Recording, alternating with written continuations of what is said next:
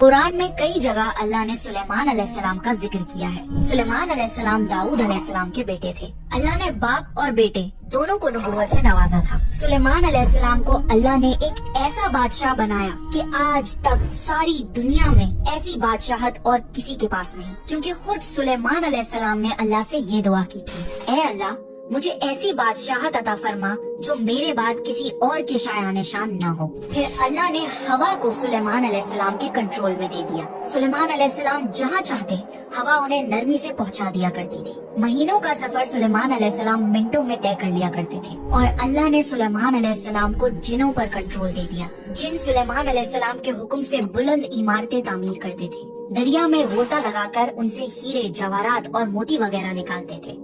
जो आम काम इंसानों की ताकत से ज्यादा होते थे, सुलेमान अलैहिस्सलाम जिनों से वो काम लिया करते थे। जो जिन आपका कहना नहीं मानते थे और शरारतें करके कामों में रुकावट डालते थे, आप उन्हें जंजीरों में जकड़कर कैद खाने में डाल देते थे। और सुलेमान अलैहिस्सलाम की खास सिफतों में से एक सिफत ये थी कि वो जानवर और परिंदों की बोली को समझ सकते थे। सूरह नमल में इसका जिक्र आया है।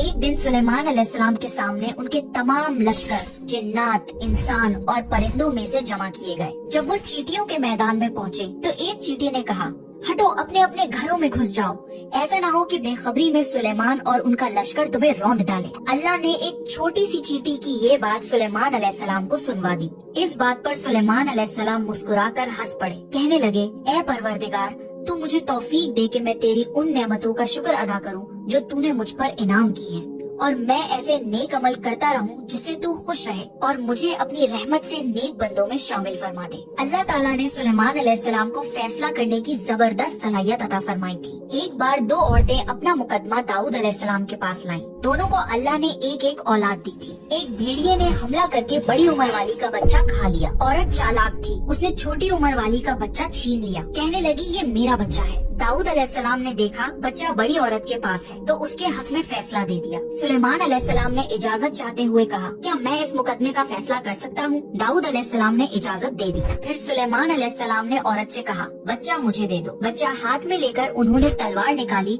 और दोनों औरतों से फरमाया, मैं इसके दो टुकड़े करके तुम दोनों में बराबर बराबर तकसीम करने लगा हूँ। ये सुनकर बड़ी औरत बोली, ठीक है, जबकि छोटी औरत ममता की वजह से चिल्ला उठी। कहने लगी, आप इस बच्चे को जिंदा रहने दें और इसी को दे दें। ये सुनते ही सुलेमान अलैहिस्सलाम बोल उठे, तू ही इसकी माँ है जिसे अपने बच्चे के टुकड़े देखना बर्दाश्त न हो सका। फिर बच्चा उसकी असल माँ को दे दिया गया। एक दिन सुलेमान अलैहिस्सलाम सारे परिंदों की खबर ले रहे थे। जब उन्होंने देखा कि एक परिंदा हुदहुद वहाँ नहीं है तो उन्होंने फरमाया, क्या बात है कि हुदहुद नजर नहीं आ रहा? क्या वो वाकई गैर हाजिर है? यकीनन मैं उसे सख्त सजा दूंगा अगर वो मेरे सामने कोई माकूल वजह बयान न करे। थोड़ी ही देर में हुदहुद वहाँ आ गया और बोला, मैं एक ऐसी खबर लाया हूँ कि आपको उसकी खबर भी नहीं है। मैं सबा की तरफ गया। मैंने देखा कि उनकी बादशाह एक औरत है जिसे हर किस्म की चीज से कुछ न कुछ दिया गया है और उसका तख्त भी बड़ा अजीम है। मैंने उसे और उसकी कौम को अल्लाह ताला को छोड़कर सूरज को सजदा करते हुए पाया है। शैतान ने उन्हें सीधे रास्ते से हटा दिया है। हुदहुद एक ऐसा परिंदा था जो सूखी जमीन में पानी वाले हिस्सों का पता लगा लिया करता था। सुलेमान अलैहिस्सलाम को भी यही हुदहुद बताया करता था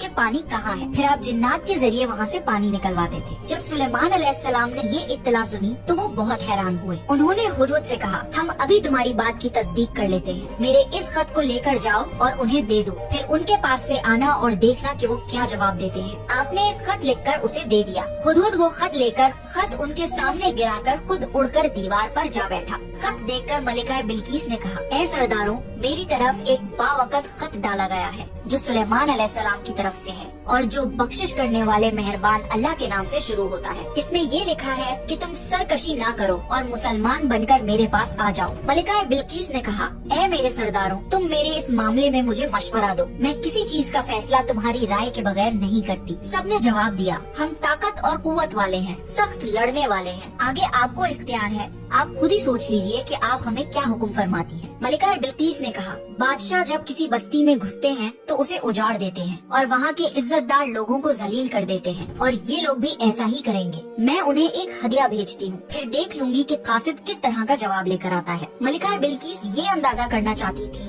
कि सुलेमान अलैहिस्सलाम किस किस्म के बादशाह हैं और ये कि वो उनके खिलाफ लड़ सकेंगे भी या नहीं। चुनाचे उसने फिलिस्तीन की तरफ बेशुमार तोहफे फरमान किए ताकि लड़ाई की नौबत ना आए। लेकिन जब सुलेमान अलैहिस्सलाम के पास ये तोहफे पहुँचे तो वो गजबनाक हो गए। जब कासिद सुलेमान अलैहिस्सलाम के पास पहुँचा तो उन्होंने फरमाया, क्या तुम माल से मुझे मदद देना चाहते हो? मुझे तो मेरे रब ने उससे बहुत बेहतर दे रखा है जो उसने तुम्हें दिया है। बस तुम ही अपने तोहफों से खुश रहो। जाओ उनकी तरफ वापस लौट जाओ। हम उनके मुकाबले वो लश्कर लेकर आएंगे जिनके सामने पड़ने की उनमें ताकत नहीं, और हम उन्हें जलील करके वहाँ से निकाल बाहर करेंगे। कासिद उनका जवाब सुनकर और ये सूरत हाल देखकर दहशत ज़दा हो गया। उसने